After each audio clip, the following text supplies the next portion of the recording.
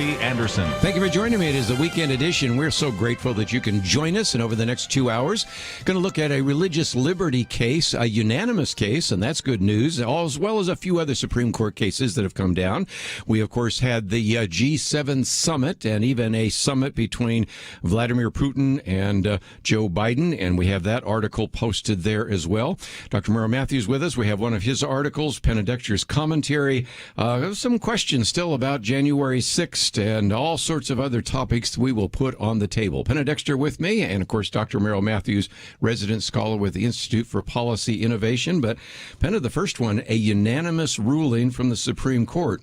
It's hard to get the Supreme Court unanimously to agree on much of anything, and one of those is a religious liberty case. Well, yeah, it's kind of a shock to see a 9-0 ruling.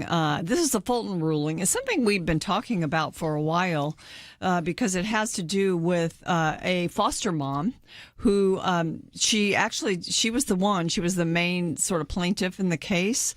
But in Philadelphia, there was just this question of whether a foster home could follow Catholic religious teaching and deny really same-sex adoptions. And it turns out the Supreme Court issued a 9-0 ruling that they could. Now, some of the justices, Alito and Thomas and Gorsuch, were not, they didn't think it went far enough. Mm-hmm. We can talk about that a little bit later. Sure. But still, it's wonderful to see the 9-0 protection of this children's, adoption facility. So it's good news. Dr. Merrill Matthews, I was thinking, why couldn't we had this case years ago? Because in Boston, you had Catholic Charities, which had been around for more than 100 years, that was forced to close down as soon as they legalized same-sex marriage.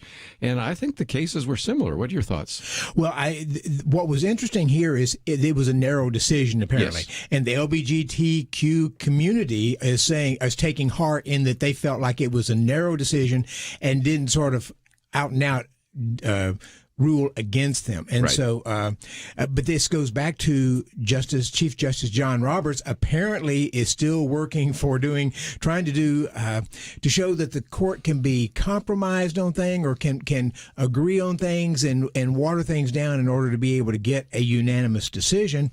But if the plaintiffs in this case, LGBTQ, well, I guess they're probably well, I'm not sure which one was the defense. But anyway, if the LGBT community doesn't sort of take this as a step, as a note against them in their actions, then I'm not sure we've won something, but I'm not sure it lasts very long because, as I think one of the justices said, we haven't set the rules very clearly here, and we're going to be back looking at this again very quickly. It goes back to that Smith decision, and I think as the days go by, we'll have Lathan in next week. We'll have Kelly in.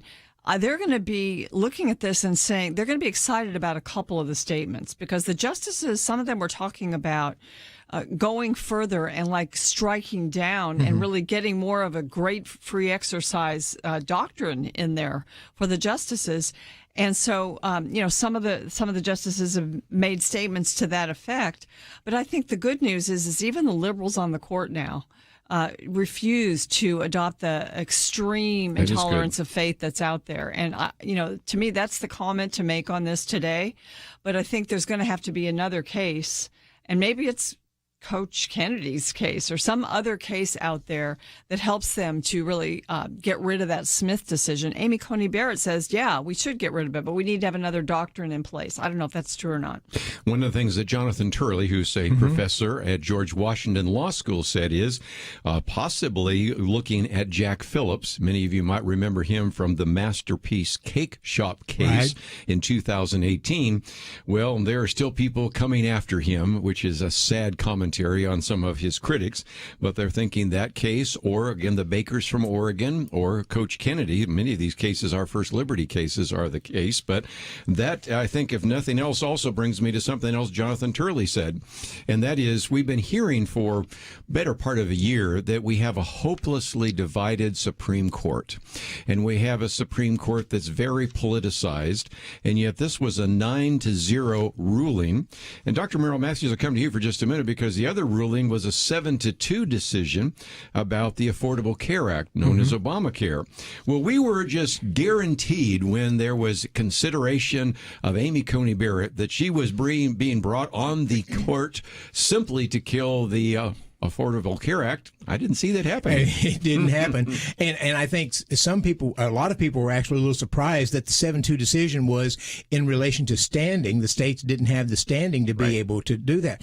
I'm a little puzzled by that because Obamacare does affect states in a number of ways, so I would have thought they had standing, but that was their decision that they don't have standing. And the debate had been, well, how will they keep this in place and so forth, and they took a different turn. But to your point, when the hearings are for conservative justice nominees, are there Democrats habitually say you are ideologically solid, you will not change your vote. We need to have somebody who can think independently, and I'm here to tell you about the only people who ever actually think independently and vote that way for the Supreme Court is the conservatives.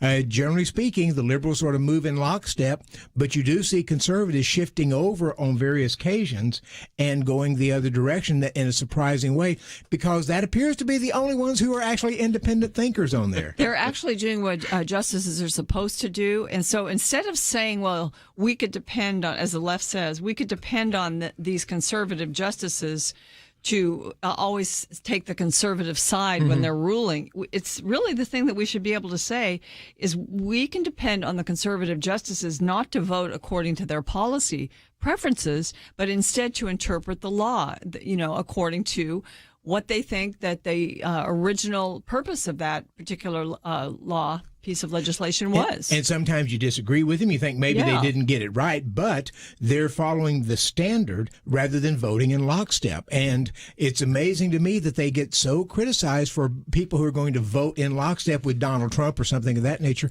and they don't do that. I think this is kind of funny in a sense, especially going back to the 9-0 decision. All the people that are advocating court packing, I mean, we're not seeing super narrow decisions that you'd have to really pack the court to, get over that 9-0 decision. Yes. And back to the point you made just a minute ago, Dr. Matthews, there have been a few people have analyzed all the decisions back when Ruth Bader Ginsburg was on there, and the number of times the 4 justices voted in lockstep again and again.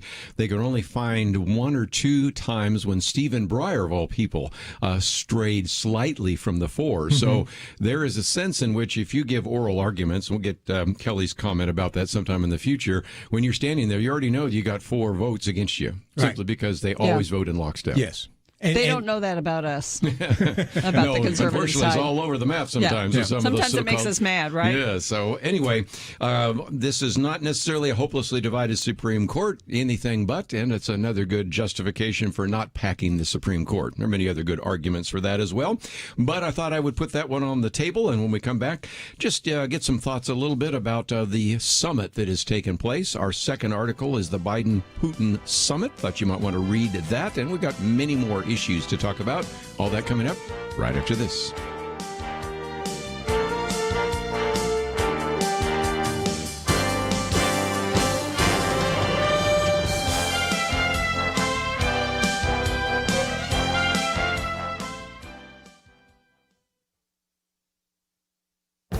This is Viewpoints with Kerby Anderson.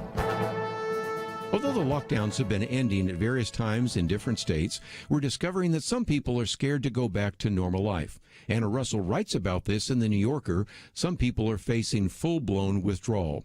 A report by the American Psychological Association published in March found that almost half of Americans surveyed felt uneasy about adjusting to in-person interaction after the pandemic. What was so interesting is the fact that the numbers did not change among the fully vaccinated. In-person socializing feels both exciting and anxiety-producing.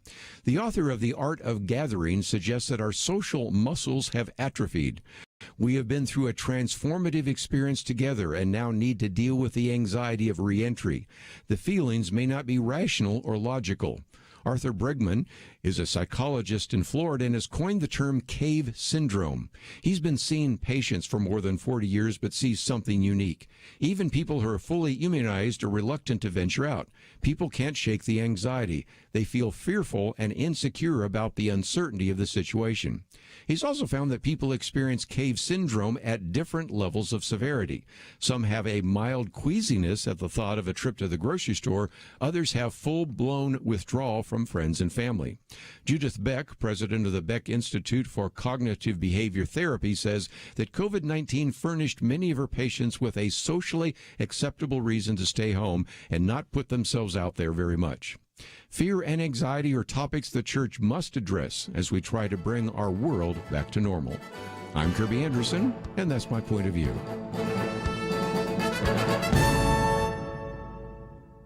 Go deeper on topics like you hear on Viewpoints by visiting pointofview.net. Pointofview.net.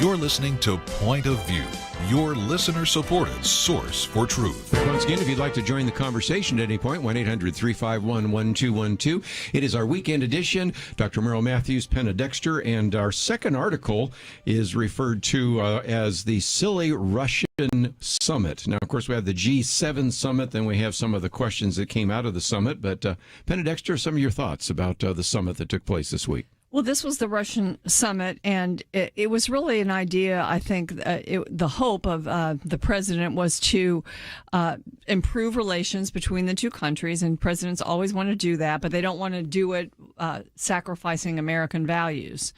And, really, Bush tried to do that, and it failed to materialize. I mean, he thought that he could see into Biden's heart and soul. I think it was. Yeah, into his soul. That's right, and he couldn't. And, Yes. He couldn't. He was actually disappointed when Russia then invaded Georgia, and that was kind of a shock, I think, to his system. So that's just one. And then he invaded Ukraine in 2014. So we always have these. But I think one of the big kind of funny things that came out of it was that that Joe Biden actually gave 16 areas that are off limits to cyber attacks.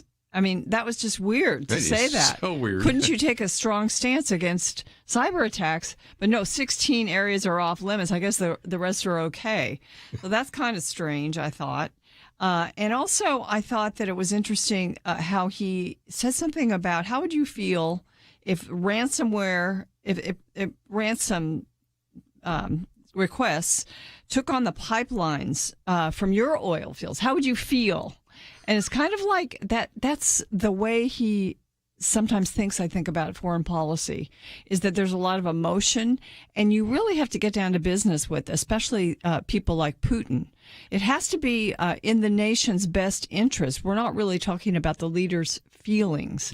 and Putin can talk about his feelings, but he's going to act on the best interests of Russia, and we should too.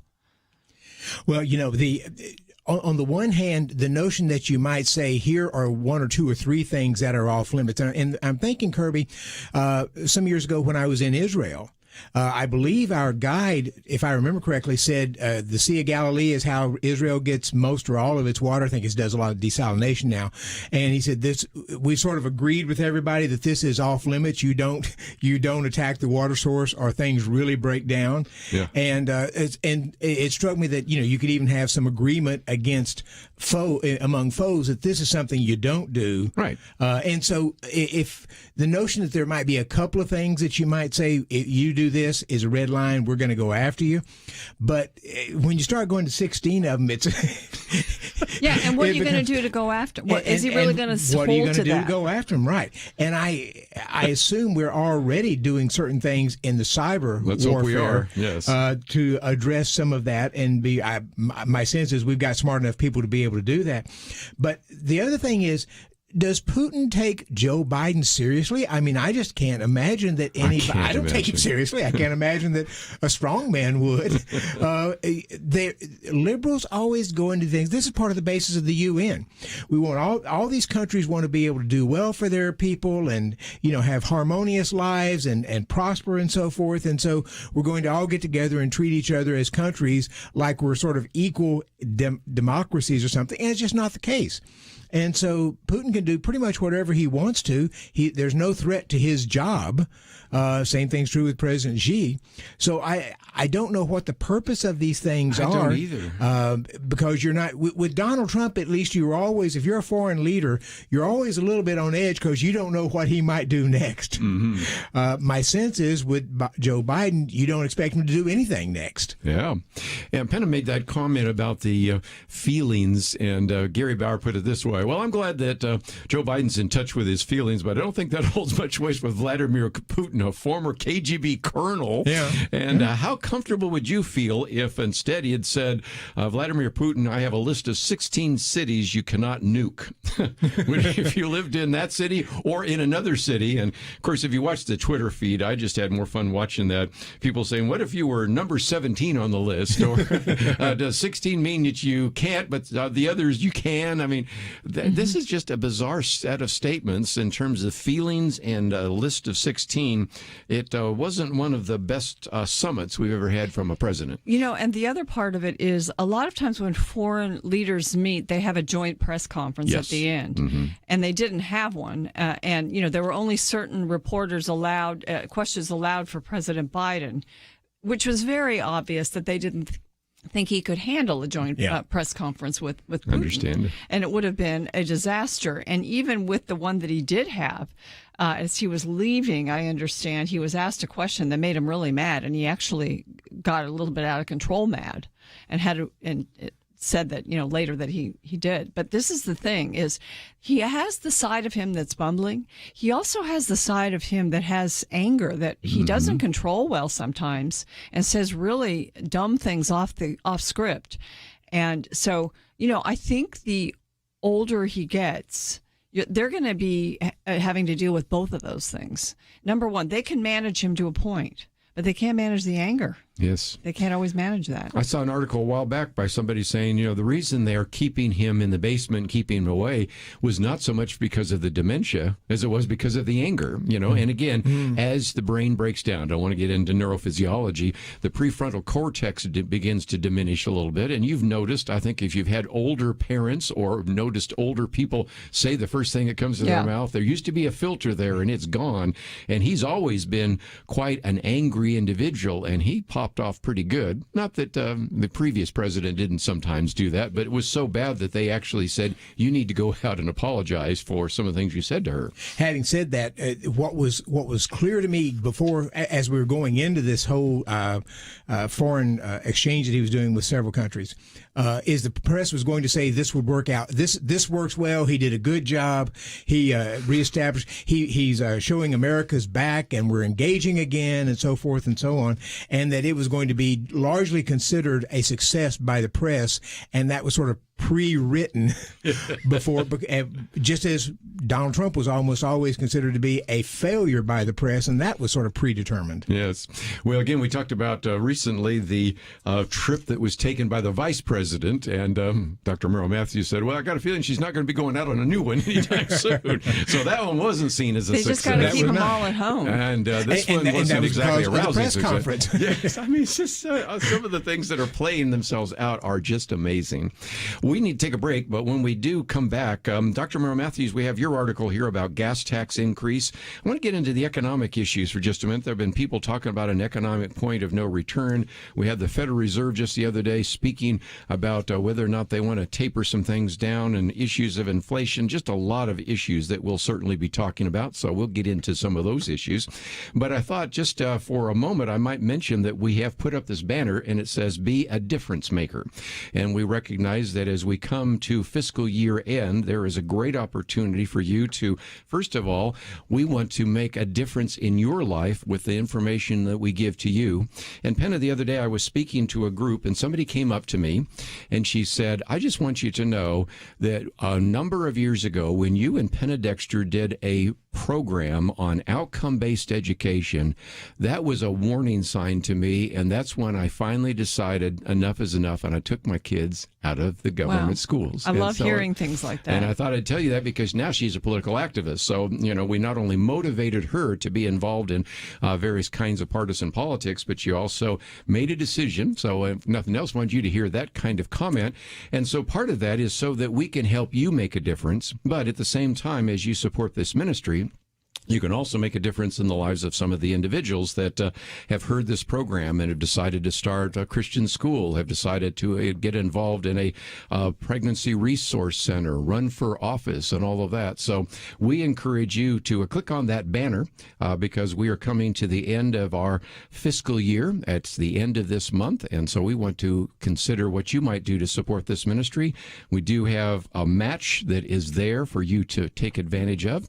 And Penna, if nothing else, I wanted to share that story. Yeah. I hadn't even had a chance to tell you that, but it's an illustration that we're just here talking to microphones, but we are influencing people all over the country. I think it's a time right now in the life of the nation, and I don't know what year that was that this woman had that kind of epiphany, but I think we're in a time right now where a lot of people are at their wits' end. What do I do about education? What do I do about health care? I mean, now, we're not going to strike down Obamacare, obviously. What do I do about the critical race theory that's being forced upon us, about the transgender agenda that's being forced on the schools? I mean, there's so many. People are at their wits' end sometimes. And I feel like they get more information. They find out what they can do from point of view. And so, we can help people. And this is a time when we need the help to be able to do that. Well, again, if you would like to know more, we have a lot of these articles on the website, pointofview.net. Click on the banner that says Be a Difference Maker. We'll be back right after this. You can make a difference. Yes, we face big tech censorship, government overreach, biblical illiteracy, and many other ills. And while there's no single action to overcome them, no real-life Captain America to come to our rescue, it's a fact that everyday Americans, like you, are the key to turning things around. The biggest thing you have is that you care, and all you need is the encouragement and the will to stand up for what's right. Your gift to Point of View enables us to reach more people with the information and free resources they need to join you in making a real difference in our homes, at work, in our churches, and our communities. Some of our friends have put $55,000 on the table as a matching challenge. You give, they will match it. Make a difference today by visiting pointofview.net/difference or call 1-800-347-5151. Double your impact today. Make a difference by taking this first step. Pointofview.net/difference and 800-347-5151. Point of View will continue after this.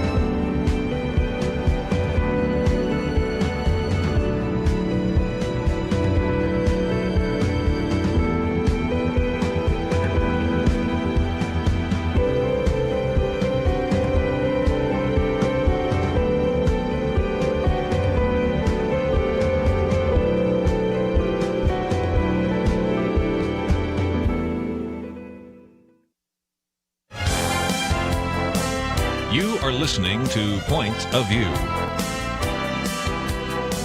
The opinions expressed on Point of View do not necessarily reflect the views of the management or staff of this station. And now, here again is Kerby Anderson. Back once again, if you would like to join the conversation, 1-800-351-1212. Penna, Dexter, Dr. Merrill Matthews. And I do want to get to some things having to do with the gas tax, energy prices. I mean, every time you go to the pump, you wonder what's going to happen next. And Dr. Merrill Matthews, kind of an expert on some of that. And his article is posted. It's the third article on our website, or you can also go to ipi.org. Just before we do so, how about some good news? I think you need some good news. It turns out that a year ago at Boston Medical Center, I think they had the highest peak in terms of the number of patients in the hospital. At one point, 2/3 of all the beds at Boston Medical Center were filled with people that had the coronavirus and were in very dire straits. How many were at the Boston Medical Center yesterday? 0. Amazing. 0. So Wow. we've gone from one that had one of the largest and most significant peaks and stress on the hospital system there in Boston to not one person in the hospital with coronavirus. So I don't know. Could be a possibility. Maybe we end the lockdowns or something. Silly me, but nevertheless, that's something that is really good news, and it was hard to imagine when that might take place, but I just thought you might like to know about that. But the precedent has been set that if the powers that be think there's a dangerous virus out there, they may want to try to lock us down again. Like a variant. Like a variant of it, or just a new virus that pops up. Or make us take a new vaccine. The Wuhan Virology Institute's still open, so who knows? Maybe we'll find another virus popping up in Wuhan in the next year or two. Can I bring that up for just a second before we get to your piece? And that is, there has been a remarkable turnaround at National Public Radio, but also with Jon Stewart. We talked about that earlier in the week. Now, I don't know how many of you ever watch Comedy Central or watch some of that, but it's been kind of interesting over the last couple of days to see more and more people that were just adamant about the fact that this virus could not have come from the Wuhan Institute of Virology, now saying, well, maybe that is indeed the case. Well, I never understood how anybody could be adamant. I mean, we have somewhat of a history with China, so we should have suspected it, all along. It's just that nobody did anything, and everybody just allowed that to happen, and it was just strange. But everybody kind of got on board, I think, for a while to just stop talking about China and perhaps being responsible for this. And not but everybody's just back on board now. not just got on board, but accused you of being a racist. Right. If you said, I think it might have actually started there in China at the virology. The Wuhan Virology Institute. I still remember you mentioned NPR. I've heard some of their anchors say they were saying Trump's racist comment that it initiated from China and the Virology Research Institute. So it's an amazing flip, but which probably would not happen if Trump had been reelected.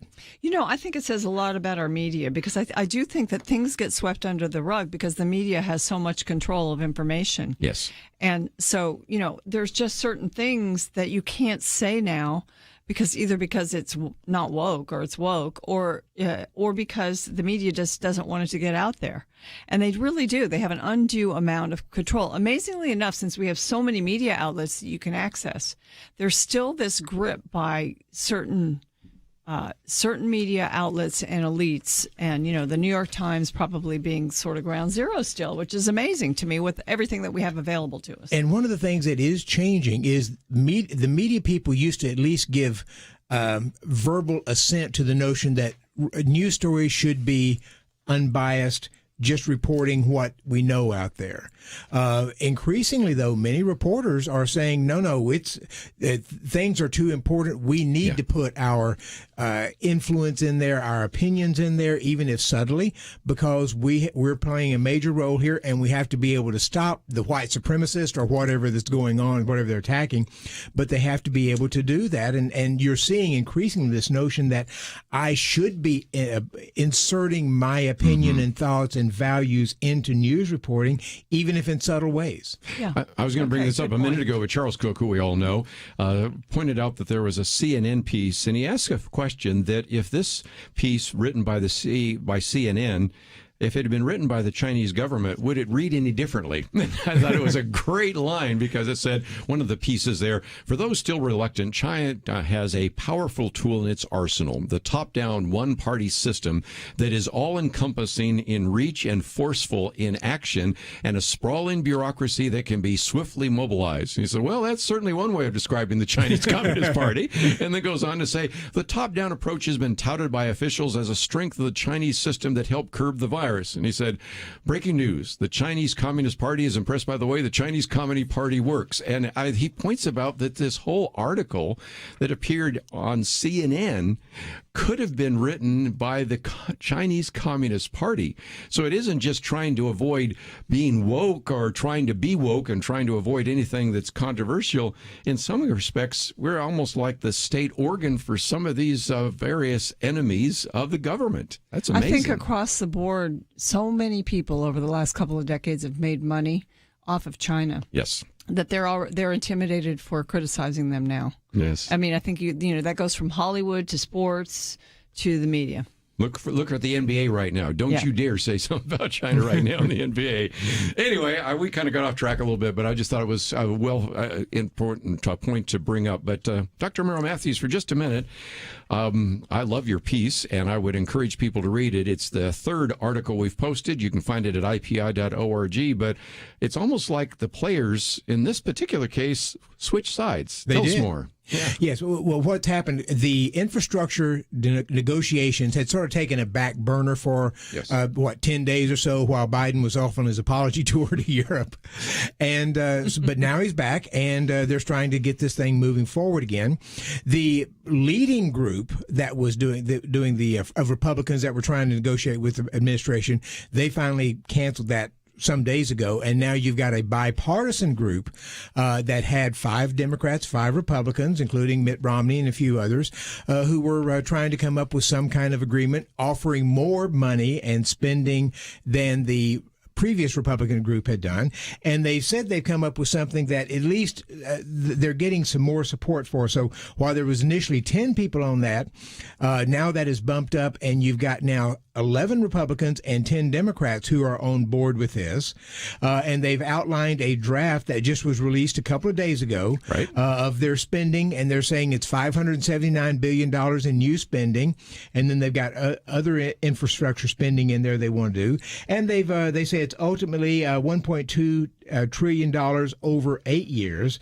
Typically, these things go over 10 years, but it's a smaller number if you go over 8 years, so it doesn't look like you're spending as much. And then on the back they have there are a lot of games like that are played. Then on the back they have a list of ways they're going to try to pay for it. Reduce the IRS tax gap. That's the money that Joe Biden says is being held by rich people who aren't paying the taxes that they owe. I've had Dan Pilla on to talk about that, and he dismisses that as mostly fluff. That's always like sort of the waste, fraud, and abuse. We're going to come up with this money with it. Never materializes the way they think it never will. Materializes. They have 3 or 4 elements in here that they say are funds that COVID relief funds that have not been used, and they want to use those funds. That makes a certain amount of sense. If it's sitting in an account and it's not being used. But Republicans had also proposed raising the gas tax. The current federal gas tax is 18.4 cents. They wanted to index it to inflation. It was passed in 1993. That's the last time they changed it, so it's not worth as much as it was.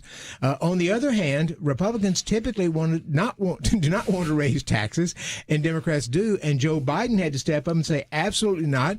Lower income, middle income people would be paying that tax, and I made a promise that people under $400,000 a year will not see a tax increase. And it's clearly the case that they would. So that I understand that they've taken that, even though this is on the draft, I understand they've actually taken that off the table because the Democrats said, I'm not going to increase taxes on lower and middle income people. So it's amazing that a Democratic president has been the one standing had to against nix a tax increase proposal by Republicans. And so it's just as confused as ever before. Go ahead. Okay, so they haven't really come to an agreement on that. Right. That group of 11 Republicans, 10 Democrats, and so the other option that's being floated out there by Schumer and others is, well, we're just going to go and pass it on reconciliation, and guess how much they want it now? $6 trillion.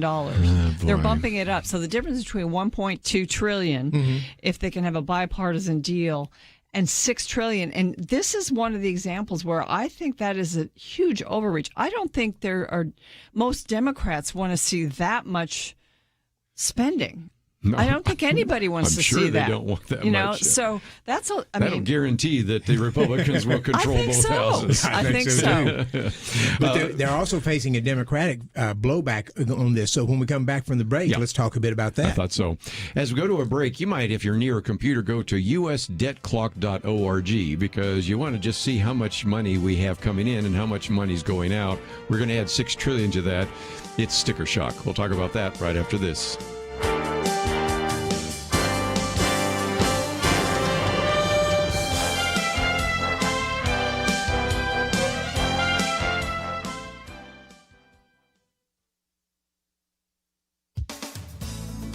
The California State Board of Education has developed a curriculum that, if approved, is supposed to help attract Black, Latinx, and multilingual people to mathematics.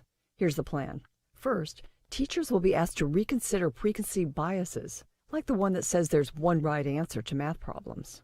Instead, the teacher is to lead the class in a numbers talk, where the students would work a problem, write their answers on the board, and be asked to defend those answers. Fine if you want to waste class time and confuse students by making them watch classmates defend their wrong answers. This does not seem like a good way to help students who are already struggling. And what about the kids who are good in math? We have always had ways to let these students move ahead, including a track to take algebra in 8th grade and calculus in 12th. California's proposed inclusive curriculum eliminates those opportunities. Guidance for the California curriculum also explains that labeling students gifted in math leads to fragility as a student worries over losing that status. And it says dropping ability sorting will help heal racial divisions. The entire second chapter of the curriculum's framework is about connecting math to social justice. National math think tanks are encouraging this nonsense. The Dana Center at University of Texas, Austin offers 6 pathways for teaching math. Only one offers Calculus 1 in high school. The idea is to foster equity in math. So they're removing opportunities for math whizzes to advance in high school. But holding back students who are gifted in math is not equitable, and it hurts society as a whole. The nation obviously needs people to get to the right answer every time. As Reasons Robbie Suave points out, these planners are making math as easy and unmath-like as possible. This dumbs down math, helps no one, and hurts the struggling or uninterested math students it's meant to help. For Point of View, I'm Penna Dexter.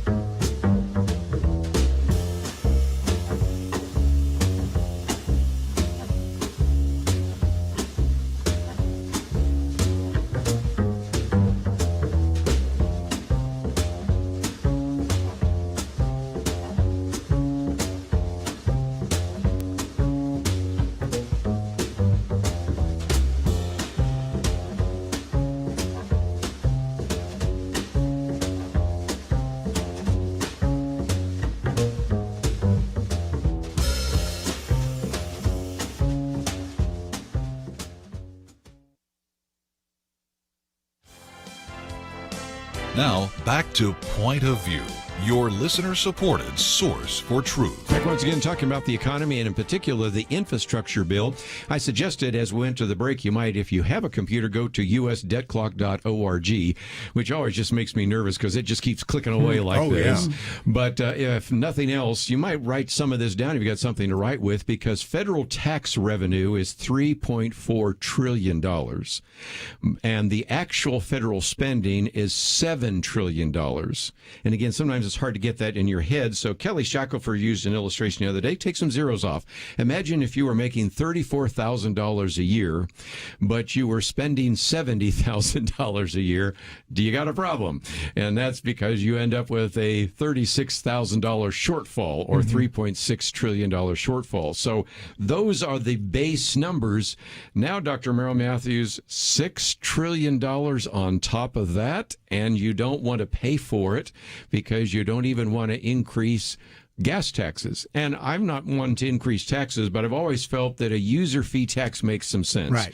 If you're going to use a toll way, then you should pay tolls. If you're going to be driving a truck or a car, you should be paying for it indirectly with gas taxes. And that's one thing where Joe Biden said, nope, not going to do it. And generally speaking, conservatives and Republicans have said if we're going to pay taxes, then taxes based upon how much I use a product or service makes a certain amount of sense. Sure. So that generally Republicans are open to user fees and other things but right now what's happening is they're proposing a gas tax increase, and that sort of gets into the notion of, because there have been mostly Democrats, but some Republicans who for some time have said, we have to fight the carbon emissions, so let's increase the gas tax, federal gas tax by $1, $2 a gallon, something like that, to force us not to use gasoline. This sort of opens the door for it. I don't know that it necessarily gets us there, but the problem... Well, that's why I'm surprised they don't like it, because it's kind of green. It is. It actually is kind of green.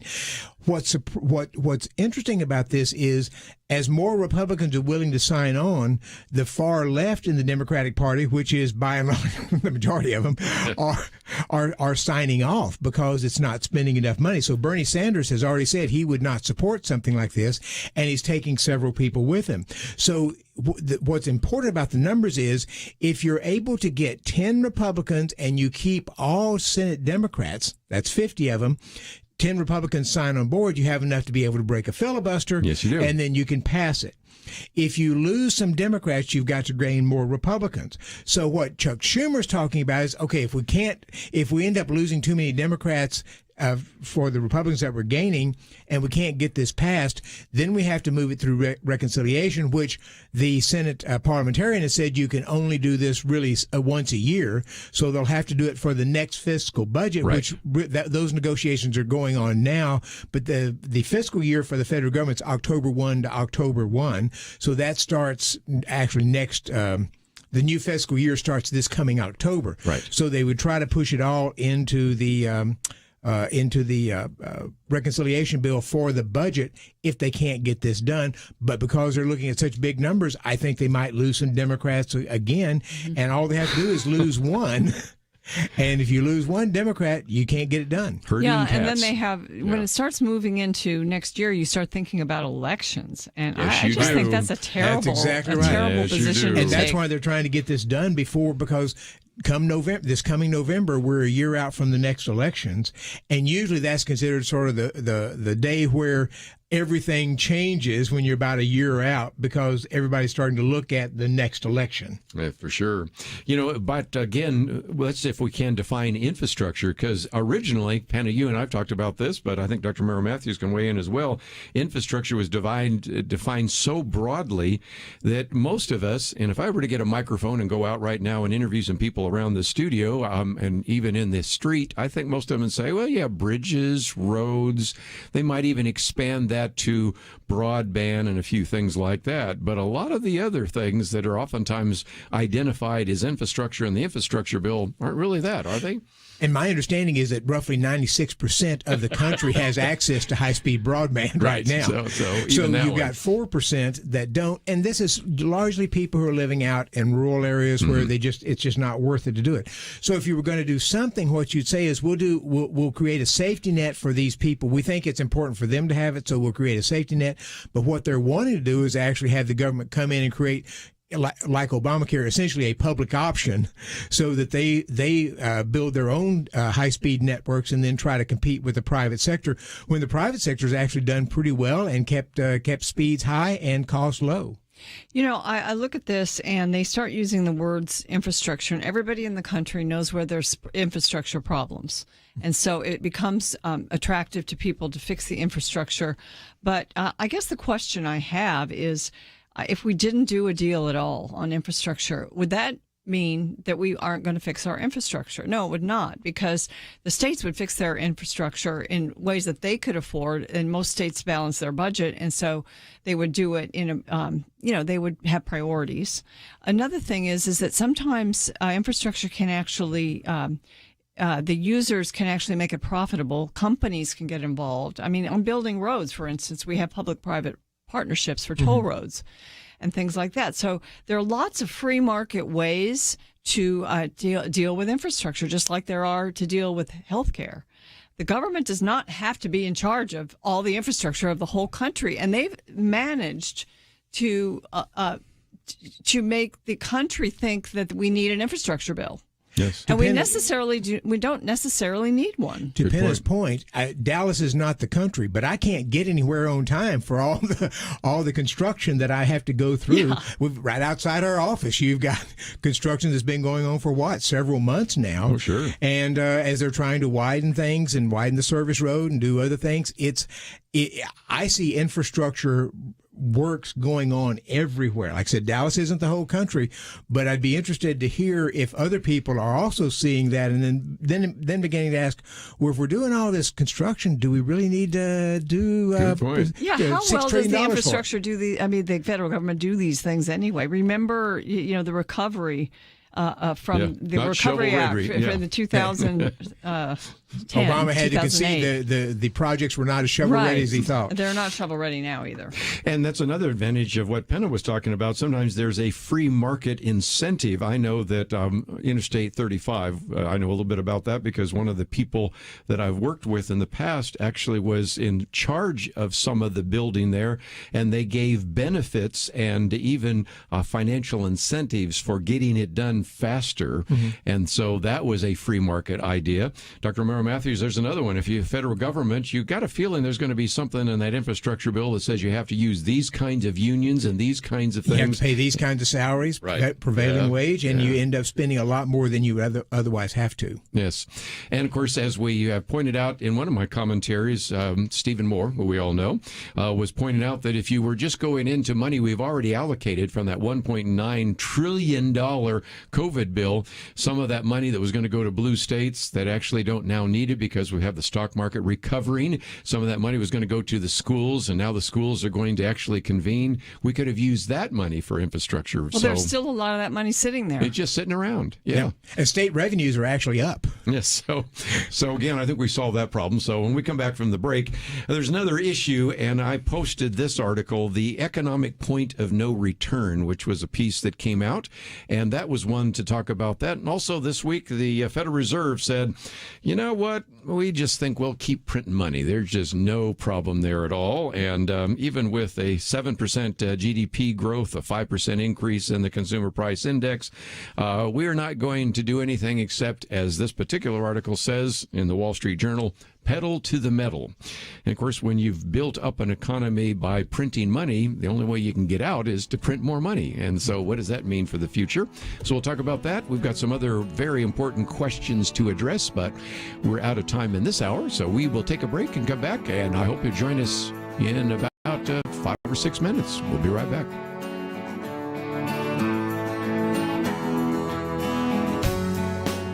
We live in a digital generation. Point of View is reaching this often overly plugged-in generation with truth. You can keep up with us 24 hours a day using your phone, your tablet, your laptop, or your desktop.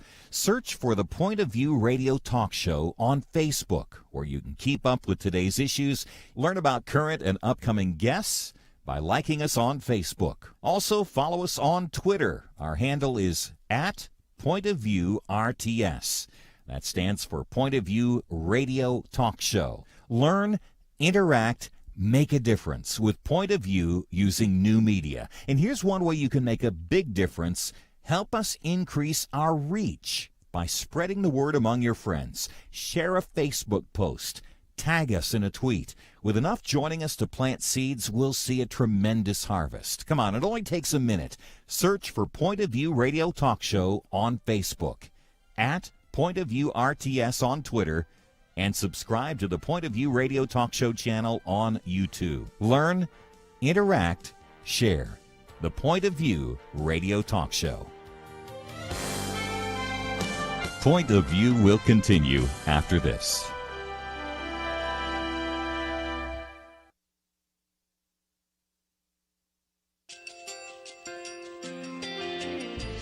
I just want to thank you so much for all the wonderful programming you have. You're just absolutely fantastic. I recently started listening to Point of View, and I really found it interesting because of the different subjects you cover. Thank you for that. I really appreciate everything that you do in keeping us informed. Thank you, Kerby, for everything that you've been doing. I appreciate all the work that you're doing, advocating for the Word of God. Thank you so much. Point of View, I think, is absolutely necessary because it's a Christian perspective, a biblical worldview perspective, and receive very current, up-to-date information about what is really going on, week to week in our culture, which is changing so rapidly, and yet it's morally sliding backwards. Yeah, I'm just, first of all, I thank you guys. Y'all's program is wonderful, and enjoy it every day. I learn so much every time I listen to it. Point of View Radio Talk Show.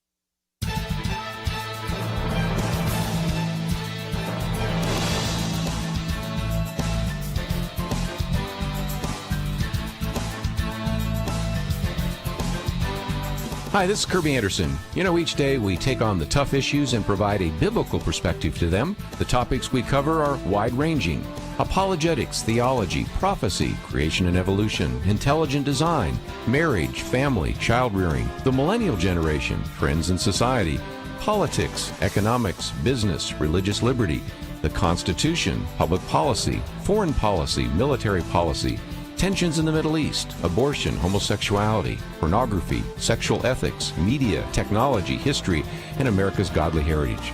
We talk about anything that affects your faith, your family, or your freedom. So don't go anywhere, because Point of View continues right now.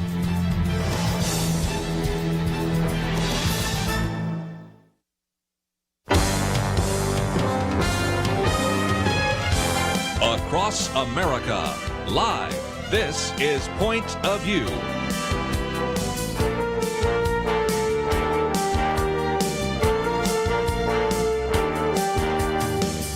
And now, Kerby Anderson. Thank you for joining us. And again, if you'd like to join the conversation, 1-800-351-1212. Penna, Dexter, Dr. Merrill Matthews. As a matter of fact, we've already talked about Dr. Matthews' piece. A little bit later, we're going to talk about Penna Dexter's commentary. But before we do, one of the other articles I've posted is called The Economic Point of No Return. And it gets back to some of the conversation we had just a minute ago. If you start spending more and more money, in the old days, it used to be that you would float out a treasury because you don't have tax revenues covering enough of the expenditures, and the treasuries be purchased by individuals. But right now, basically, the interest rate on the treasuries is 0% in round numbers. And so that makes it difficult for the central bank, which is called the Federal Reserve, because usually they have two things that they can move, two levers. One is interest rates, which you can't do anything with. The other is, of course, monetary increase. And when the consumer price index, which I think is a flawed way of looking at inflation, but let's just take it as it is at 5%. Some people have said that if we use the same way we used to calculate a consumer price index back in 1980, it'd be 12%. Even if we look at what it would be using what we did in 1990, it'd be 8%. So you have to recognize that what that does suggest is that the value of the dollars in your pocket, your purse, your wallet are going to be worth a lot less in the future. So when the Federal Reserve met the other day, some people thought, well, maybe they would try to raise interest rates. Nope, not going to do that. Maybe they'd try to figure out some ways to at least not have to spend so much money or print so much money. Nope. As the Wall Street Journal said, it's pretty much pedal to the metal monetary policy. And so I do that to illustrate the fact that if we just keep spending money and spending various kinds of dollars, and we have to print more dollars because nobody's buying the treasuries, because the Federal Reserve's buying them, it's monopoly money. And it just, there's really no end in sight, is there? Well, there may be.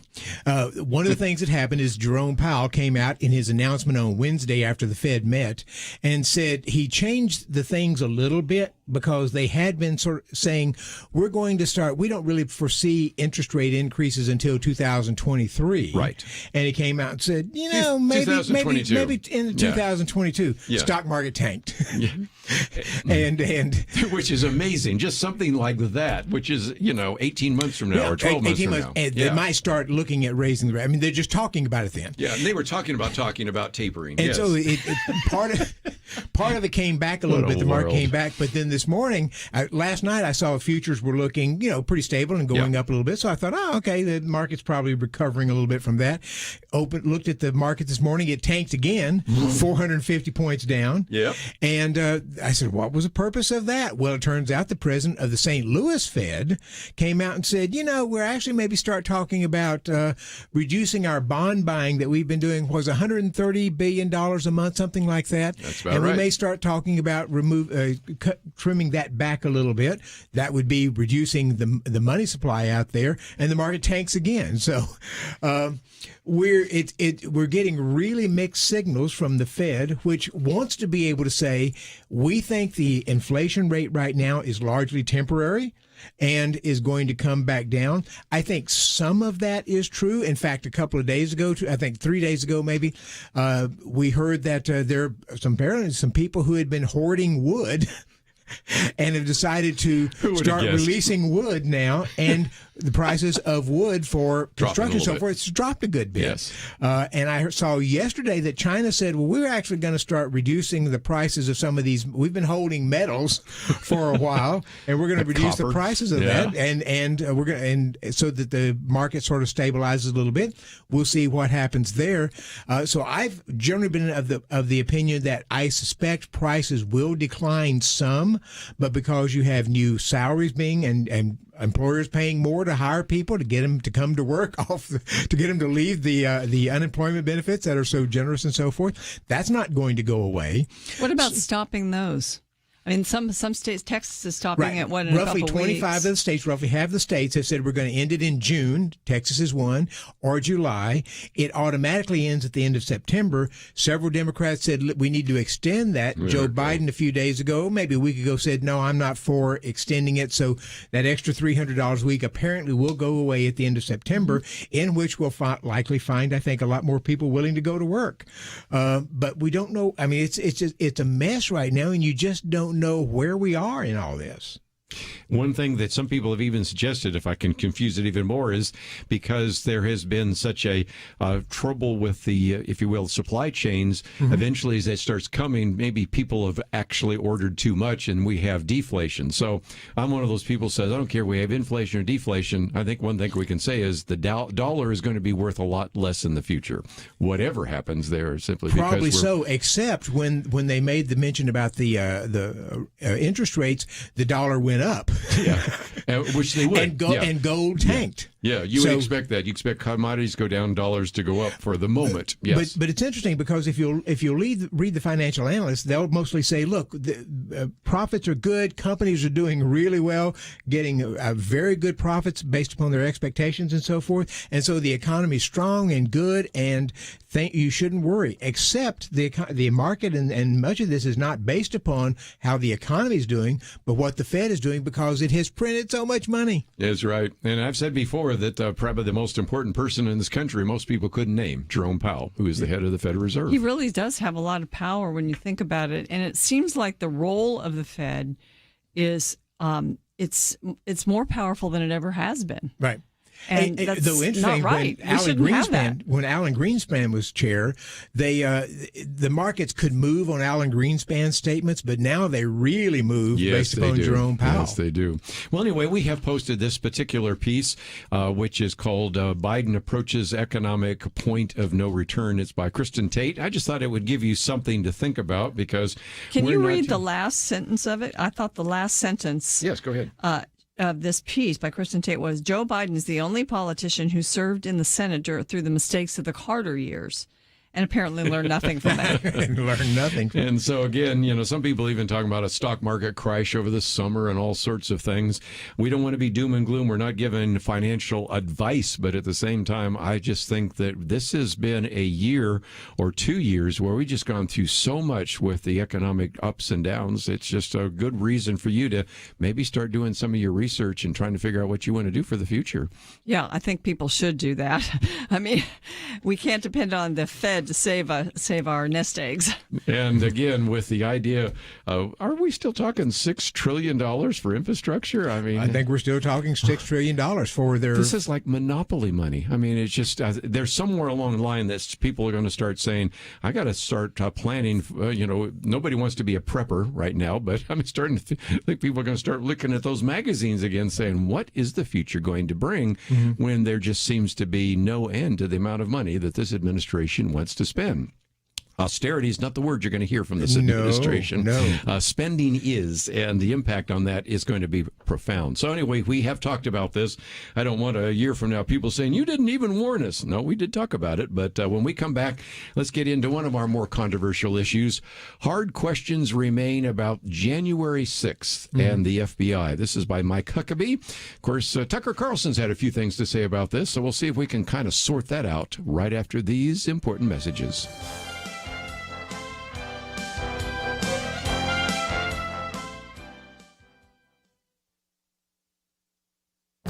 This is Viewpoints with Kerby Anderson. Although the lockdowns have been ending at various times in different states, we're discovering that some people are scared to go back to normal life. Anna Russell writes about this in The New Yorker. Some people are facing full-blown withdrawal. A report by the American Psychological Association published in March found that almost half of Americans surveyed felt uneasy about adjusting to in-person interaction after the pandemic. What was so interesting is the fact that the numbers did not change among the fully vaccinated. In-person socializing feels both exciting and anxiety-producing. The author of The Art of Gathering suggests that our social muscles have atrophied. We have been through a transformative experience together and now need to deal with the anxiety of re-entry. The feelings may not be rational or logical. Arthur Bregman is a psychologist in Florida and has coined the term cave syndrome. He's been seeing patients for more than 40 years but sees something unique. Even people who are fully immunized are reluctant to venture out. People can't shake the anxiety. They feel fearful and insecure about the uncertainty of the situation. He's also found that people experience cave syndrome at different levels of severity. Some have a mild queasiness at the thought of a trip to the grocery store. Others have full-blown withdrawal from friends and family. Judith Beck, president of the Beck Institute for Cognitive Behavior Therapy, says that COVID-19 furnished many of her patients with a socially acceptable reason to stay home and not put themselves out there very much. Fear and anxiety are topics the church must address as we try to bring our world back to normal. I'm Kerby Anderson, and that's my point of view.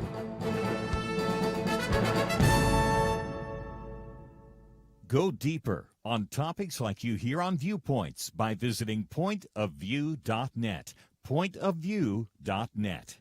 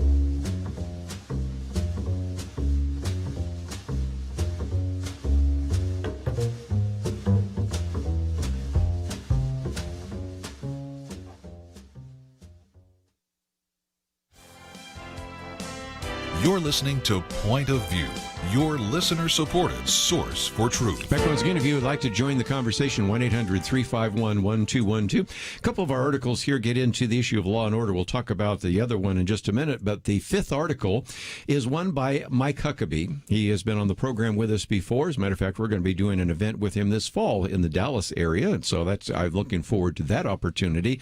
Hard questions remain about January 6th and the FBI.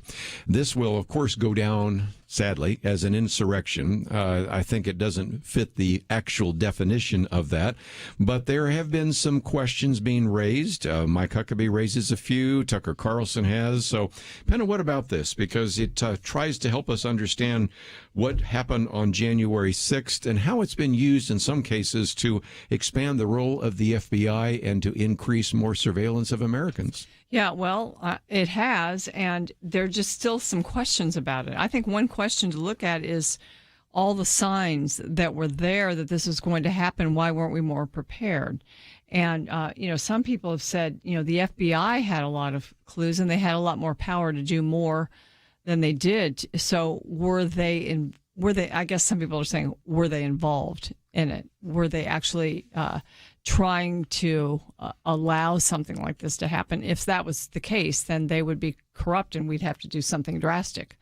So, I don't know. A lot of questions still remain. And I think one other question is some of the coordinators of this have not been charged yet. And why is that true? And one of the other ones that he mentions later on is some of our listeners, at least in Michigan, will remember when there was a plot, remember this, to kidnap the governor, Gretchen Whitmer. We now find out that there were some FBI agents that successfully infiltrated that operation. So is it possible that there are FBI agents that were part of January 6th? And I think you can't come to the conclusion that just because they weren't charged, indicted, whatever, doesn't necessarily mean they were FBI agents. So what about this? And it would not surprise me if the FBI had some undercover people in there. One of the charges is that some of them, both in the Whitmer case and in this, may have actually been instigators and people who helped plan the thing and move forward. Don't know if that's the case, but like I said, it wouldn't surprise me if there were some undercover FBI. In fact, I'd actually be surprised if there weren't some undercover FBI agents in there just keeping an eye on things and providing feedback. There's an allegation there that the FBI may have actually played a role in this, and I would find that hard to believe. On the other hand, I remember when Tucker Carlson was trying to get on Sidney Powell on his show several months ago, and he started out by saying, there's a lot of things that I would have immediately dismissed a few years ago that I don't immediately dismiss anymore. I got to have some evidence, but I'm at least open to certain charges that I would not have immediately thought, I would have just sort of dismissed because I didn't think it'd be possible. I'm sort of in that place now. I would be surprised if there were FBI agents who were leading this or instigating it in some way, but I think Huckabee is right. We need to be looking at this more and find out if there actually was something in there to that. Again, it surprised me. It wouldn't surprise me if there weren't some undercover agents sort of watching it, but things have emerged in things over the past 4 years that I'm just no longer willing to sort of dismiss. I know, isn't that amazing? One of the points that Huckabee makes was that this teed up the perfect issue for the Democrats. Right. And, of course, then they did an after-the-fact impeachment and everything. And so he says it was a little too perfect. And so, that kind of plays into that argument that perhaps there were other people involved that, kind of made this worse than it would have been. And, even on that day, remember, there was a whole contingent of people that said, well, this is Antifa. And, we know that that's not true. We know that there were Trump people. There were Trump people. They were Trump people, and there apparently was at least some Antifa people there. But it wasn't Antifa-led. It was not Antifa-led. This was apparently led by Trump people. And whether or not there was some FBI involved in and I think sort of the concern that Tucker Carlson has raised is maybe they've actually been involved in instigating it. That's what I would be surprised to find out. But again, these days I expect the unexpected. Yes. Well, I will take some phone calls because I know this is one of those controversial issues, but we always like to put it on the table. I think this 4-page summary by Mike Huckabee does a good job of not deeply getting into some kind of, well, this was a conspiracy, but at the same time recognize there's just a lot of questions that have not been asked or at least answered. And those are certainly some things. Senator Ron Johnson and some others have raised those questions. And then as soon as they raise those questions, they get vilified by the so-called establishment press. So let's take some phone calls. KBJS and John, what's your thoughts about this? So that day that happened, I happened to be off and was watching C-SPAN because I knew it was going to be an historical day, but I didn't know how it was going to be like this.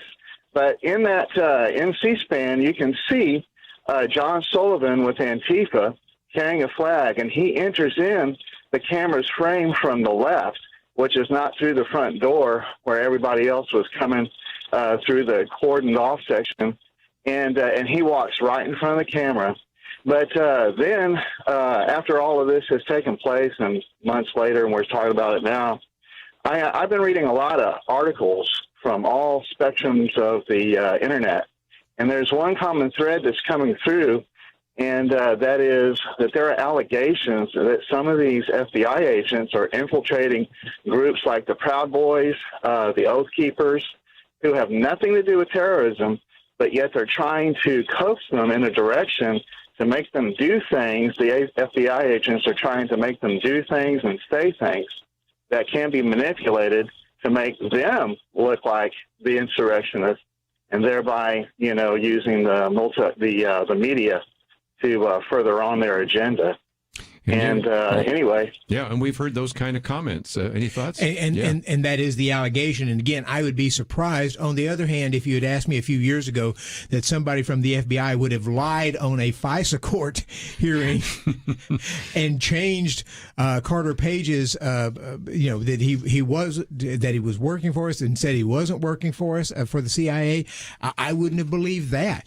Peter Strzok and his girlfriend there I wouldn't have believed some of those things, and yet they happened. So you've made us skeptics on some things now that it's just we need to get to the bottom of this and have a look at it. I think it needs more research. Go ahead. There are a lot of moves and rhetoric about cracking down on domestic terrorism since then. Mm-hmm. And so, again, a lot of people in government and law enforcement think that's necessary to do more of. And so I guess that could be another explanation for sort of ginning up this thing that was already happening and making it worse. But Christopher Wray I think he testified earlier this week, if I'm not mistaken. But anyway, he needs to if it needs to be behind closed doors, it's behind closed doors. But they need to be able to ask him hard questions, and he needs to be forthcoming and letting them know what is in fact the case and be able to verify that. The whole question about entrapment is part of that. Did you, when you were involved, actually create a situation? And just down the road from us a number of years ago, there was a Muslim who was encouraged to actually pursue the possibility of blowing up a building. Mm-hmm. And in that particular case, the defense for him was, yes, but one of the agents, and I'm not sure if it was FBI or Homeland Security or whatever, actually provided what he thought was a real bomb, but it was just a fake. And at that point, it's like, okay, that's pretty close to entrapment. Mm-hmm. I think he still was prosecuted. But the point I'm making is this happened years ago. So anybody thinks this is a recent phenomenon, there's always been a question when police, FBI, Homeland Security, whatever is involved, are they encouraging too much, in which it ultimately becomes entrapment? So it's a good question to ask. We need to take a break, and I generated a few more phone calls by putting this one on. I bet you did. So we'll take a few of those phone calls in just a minute. But let me just kind of give you an overview. We'll come back and take a couple of those calls. But since we're talking about law and order, I thought I'd just get into one other issue. San Francisco chaos proves that law and order is a public good. You may have seen this video that has made the rounds where individuals are going into, wasn't it a particular Walgreens? I thought it was Walgreens. I was going to say CVS. It was Walgreens. There it is, Walgreens right there. And which he just loads up, walks out. Loading up a bag, a trash bag full of stuff. And the security guard tries to grab it, but not much. And the reason for that is they realize that if you have private security, they may not be covered the way the police are. They could actually be sued.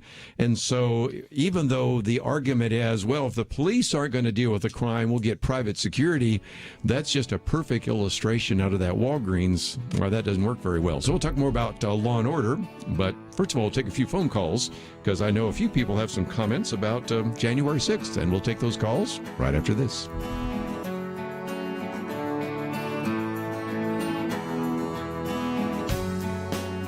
You can make a difference. Yes, we face big tech censorship, government overreach, biblical illiteracy, and many other ills. And while there's no single action to overcome them, no real-life Captain America to come to our rescue, it's a fact that everyday Americans like you are the key to turning things around. The biggest thing you have is that you care, and all you need is the encouragement and the will to stand up for what's right. Your gift of Point of View enables us to reach more people with the information and free resources they need to join you in making a real difference in our homes, at work, in our churches, and our communities. Some of our friends have put $55,000 on the table as a matching challenge. You give, they will match it.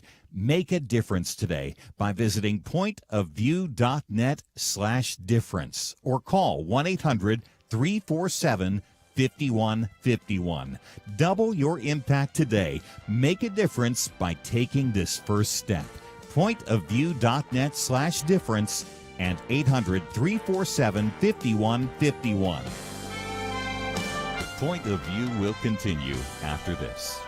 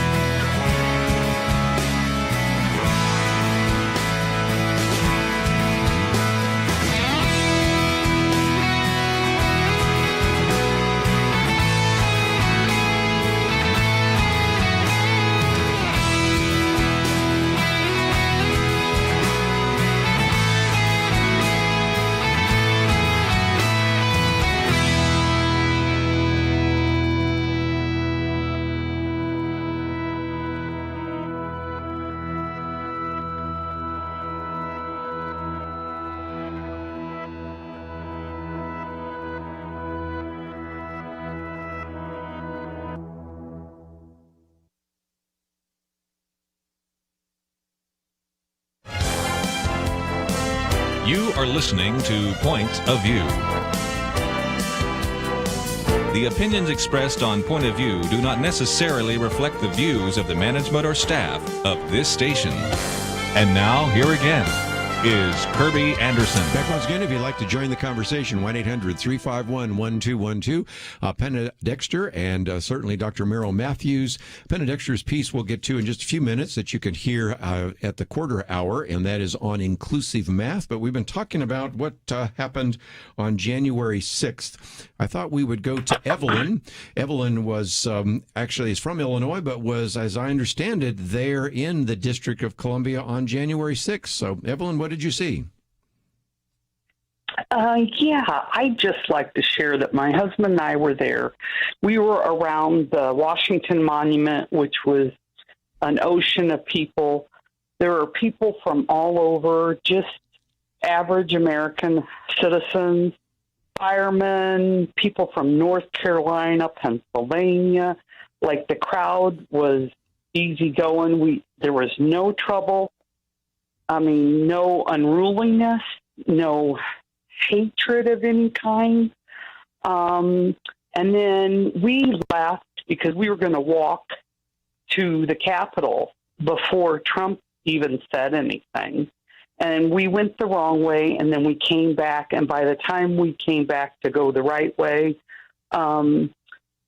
we got over the hill, and like, Trump's speech was in fact, somewhat subdued. I almost felt like he felt almost like there was a tone of defeatedness. He didn't rile the crowd up. Like, I've been to one of his rallies before. It was pretty laid back. Well, anyway, so we got over the hill, and we got a little ways. We were getting closer to the Capitol, and I seen tear gas. And, like, that was minutes, really literally, after Trump finished his speech. So whatever was going on there was instigated, I would not say by necessarily Trump supporters. I think there probably were a few maybe bad boys, but I want to defend the average American citizen that went there to show support for Trump and the audit that should have been done of the states that were in controversy that was denied. Us, the American people, my vote was denied. My vote for Trump, I feel like I was robbed. Anyway, we got over the hill, and we ended up sitting down on a park bench. We could see that my husband thought it was fireworks, but I thought it was tear gas because it was low level, like it wasn't up high. Anyway, and then we noticed a ton of people walking towards the Capitol. Even on the side streets where we were from, we were on the mall, we could see Pennsylvania Avenue, like just a ton of people. Both streets, on each side of the mall were full of people walking towards the Capitol.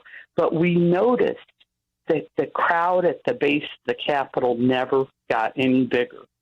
So I think people seeing what was going on as far as the Trump supporters and thought, we don't want any part of that. And then right when we were leaving, there was a guy with a huge camera on a tripod, and he could see whoever climbing on the outside of the Capitol building. Anyway, and of course, the temperature had gotten colder, so we left to get on the metro. And I mean, I just think that I really think that it wasn't the Trump supporters that instigated any unlawlessness. And what I'd like to know is, like, is there video of the Capitol Police inviting people in? Yeah, and that was one of the questions that Senator Ron Johnson was asking. If you will, the attack of the assault on the Capitol happened even before Trump finished his speech. Right. Is that fair? We've talked about that before. It happened right by the end of his speech, right around the end of his speech. And so the point was, these were not people who were two different groups. These were not people who were encouraged by Trump to go do an assault on the Capitol. But that's amazing because perfectly smart people like Liz Cheney and other people, they continue to maintain that he encouraged that.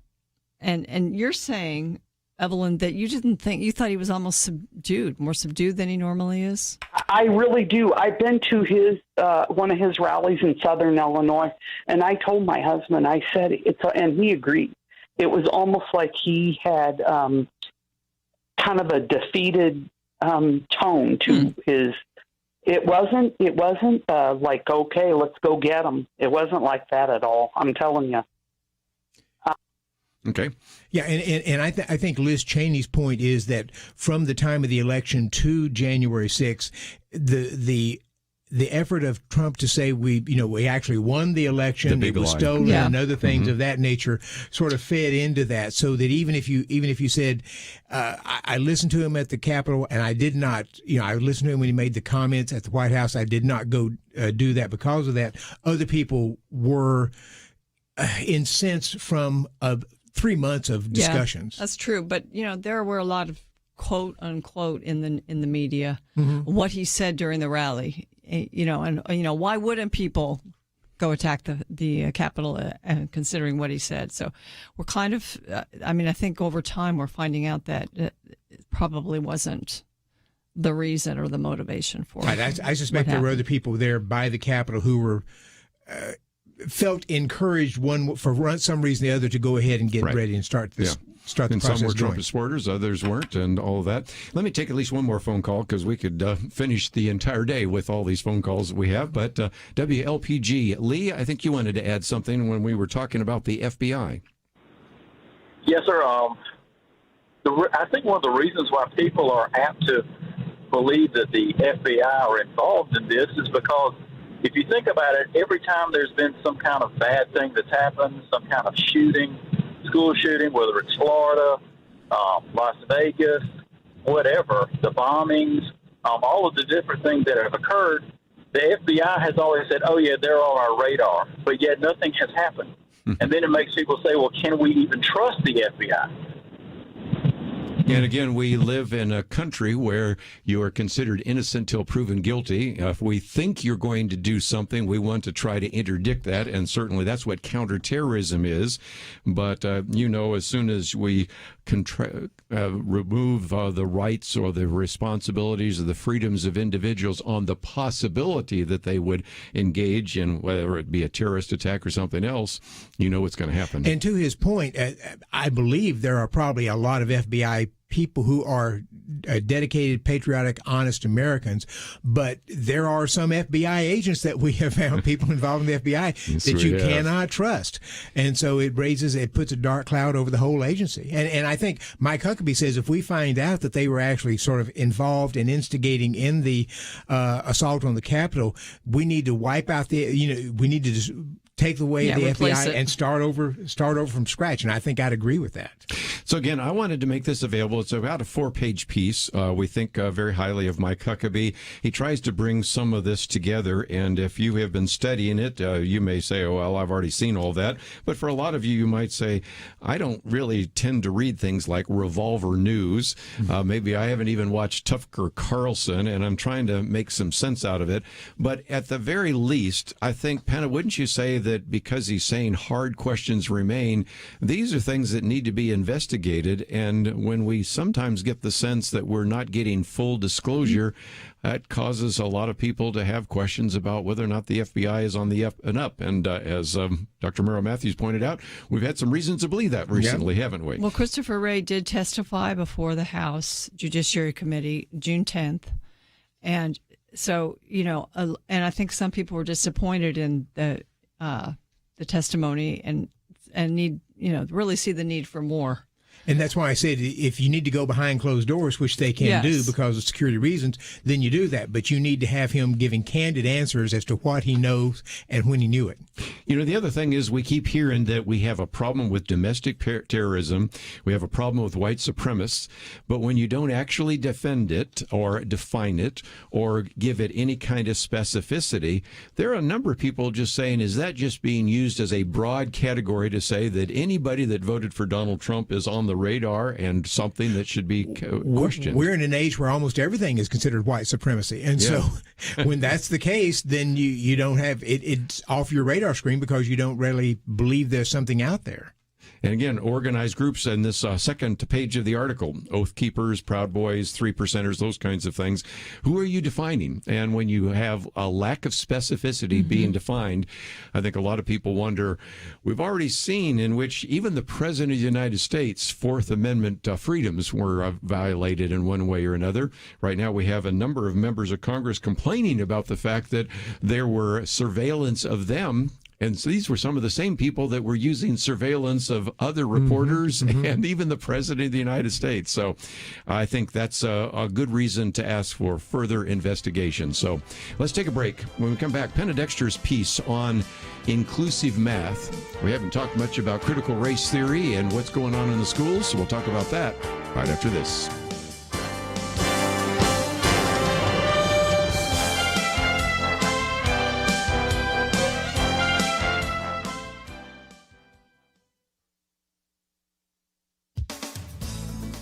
The California State Board of Education has developed a curriculum that, if approved, is supposed to help attract Black, Latinx, and multilingual people to mathematics. Here's the plan. First, teachers will be asked to reconsider preconceived biases, like the one that says there's one right answer to math problems. Instead, the teacher is to lead the class in a numbers talk, where the students would work a problem, write their answers on the board, and be asked to defend those answers. Fine if you want to waste class time and confuse students by making them watch classmates defend their wrong answers. This does not seem like a good way to help students who are already struggling. And what about the kids who are good in math? We have always had ways to let these students move ahead, including a track to take algebra in 8th grade and calculus in 12th. California's proposed inclusive curriculum eliminates those opportunities. Guidance for the California curriculum also explains that labeling students gifted in math leads to fragility as a student worries over losing that status. And it says dropping ability sorting will help heal racial divisions. The entire second chapter of the curriculum's framework is about connecting math to social justice. National math think tanks are encouraging this nonsense. The Dana Center at University of Texas, Austin offers 6 pathways for teaching math. Only one offers Calculus 1 in high school. The idea is to foster equity in math. So they're removing opportunities for math whizzes to advance in high school. But holding back students who are gifted in math is not equitable, and it hurts society as a whole. The nation obviously needs people to get to the right answer every time.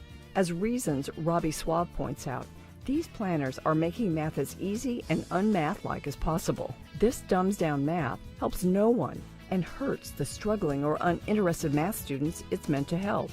For Point of View, I'm Penna Dexter.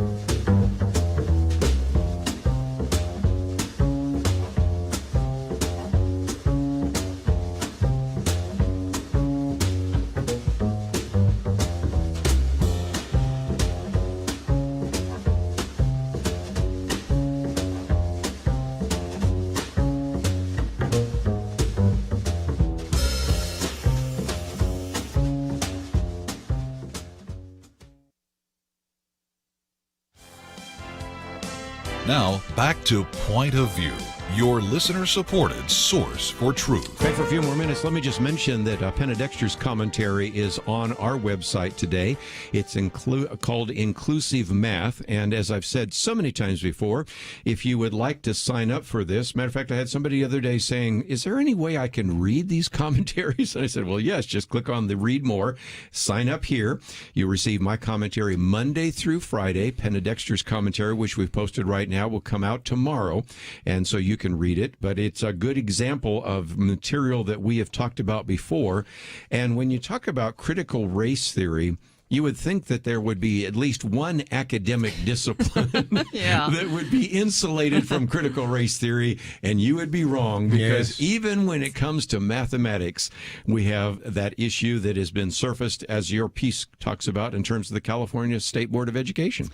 Yeah, first I might mention that when people get the Viewpoints commentaries, they can listen or read it. They could also listen to it, because it's got an opportunity to do that. Sometimes I don't know about others, but I am busy and I want to be doing something. And so I like to listen to things rather than read them.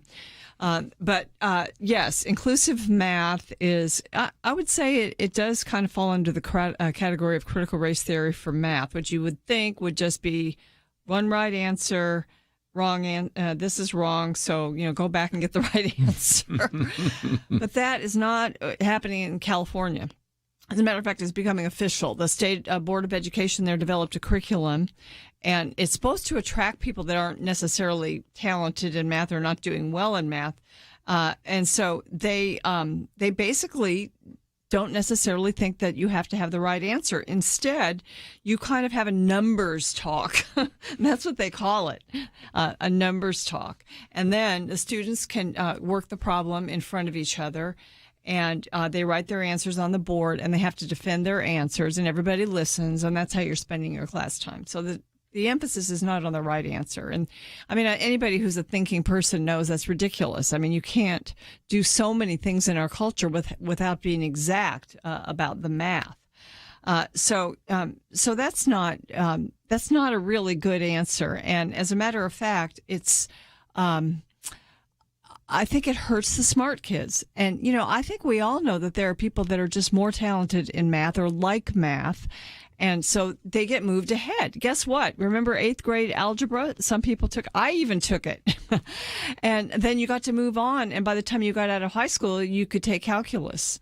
But under this, you can't you can't possibly do that. They remove the opportunities for people to advance in math and really dumb it down. And that's what it is. It's another subject that the left is able to dumb down to in the name of equity, in the name of everybody being the same. So, we were talking at the beginning of the program about outcome-based education.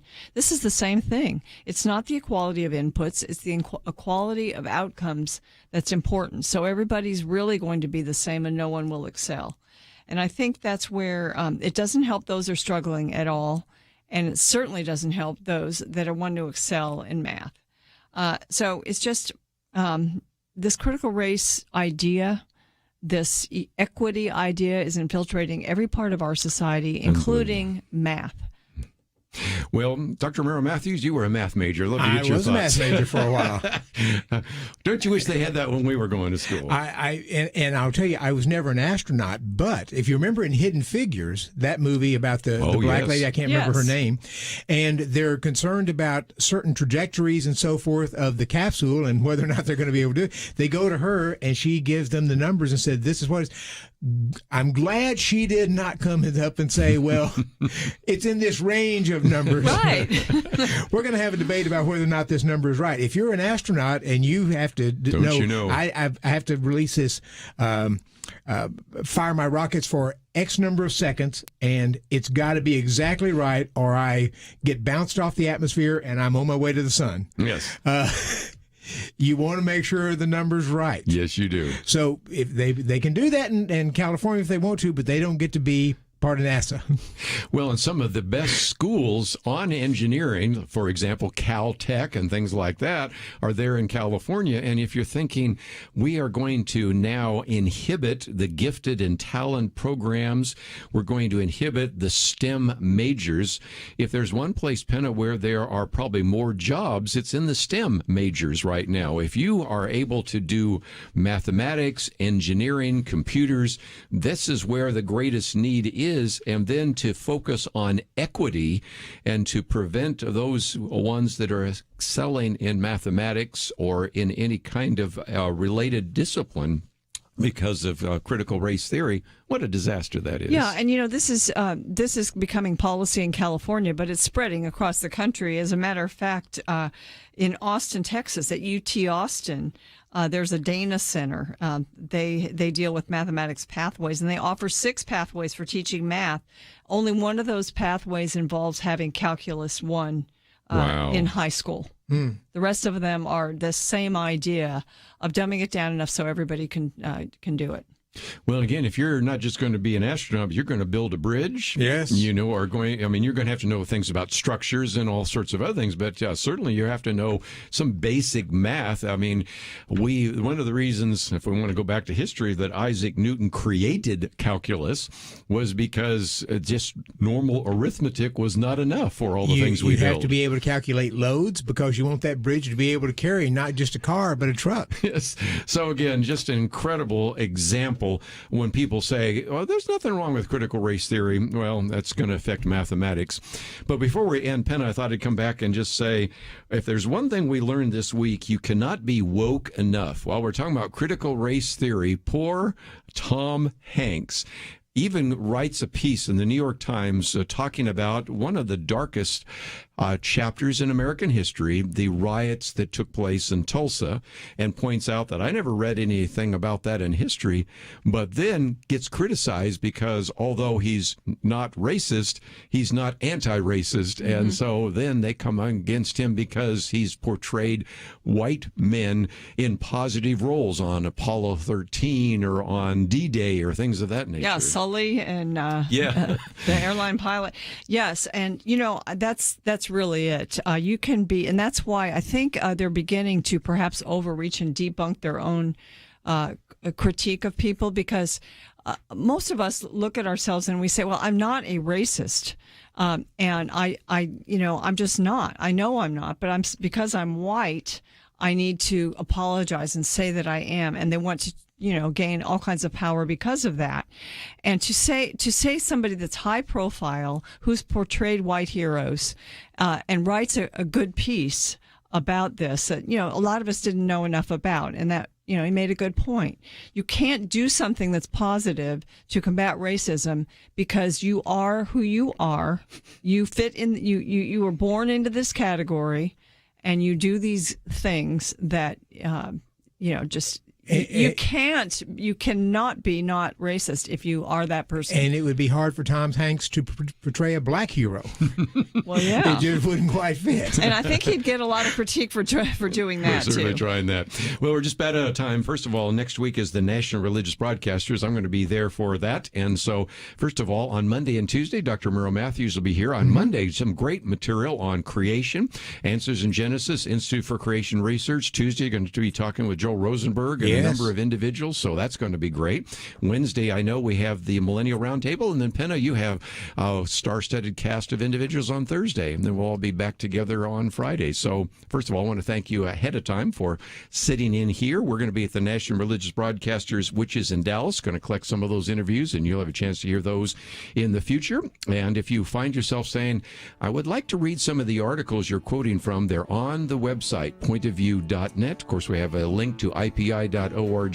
Hope you click on that button that says Be a Difference Maker. And I want to thank Andrew and Ivy for their help behind the scenes. Have a great weekend. See you back here on Monday right here on Point of View. We live in a digital generation. Point of View is reaching this often overly plugged-in generation with truth. You can keep up with us 24 hours a day using your phone, your tablet, your laptop, or your desktop. Search for the Point of View Radio Talk Show on Facebook, where you can keep up with today's issues, learn about current and upcoming guests by liking us on Facebook. Also, follow us on Twitter. Our handle is @PointOfViewRTS. That stands for Point of View Radio Talk Show. Learn, interact, make a difference with Point of View using new media. And here's one way you can make a big difference. Help us increase our reach by spreading the word among your friends. Share a Facebook post. Tag us in a tweet. With enough joining us to plant seeds, we'll see a tremendous harvest. Come on, it only takes a minute.